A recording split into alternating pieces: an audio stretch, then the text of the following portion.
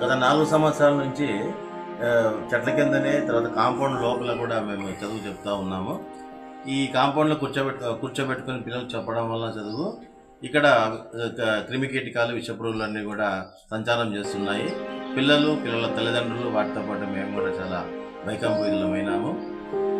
అందువలన మేము ఈ యొక్క పరిస్థితిని అర్థం చేసుకొని అధికారులు వాళ్ళ దృష్టికి తీసుకుని వెళ్ళి ఆర్‌డీటీ వారి సౌజన్యంతో వాళ్ళ యొక్క సహకారంతో వాళ్ళ యొక్క పర్మిషన్తో పాఠశాలని అక్కడికి తీసుకెళ్ళడం జరిగింది. ఇప్పటికైనా మాకు తగిన న్యాయం చేస్తారని కలెక్టర్ గారు కానీ, విద్యాశాఖ అధికారులు కానీ, ఆర్జేడీ గారు కానీ, డిఓ గారు కానీ, సిఎస్ఈ వారు కానీ మాకు తగిన న్యాయం చేసి మా పాఠశాల అభివృద్ధికి తోడ్పడతారని మనవి చేసుకుంటున్నాం.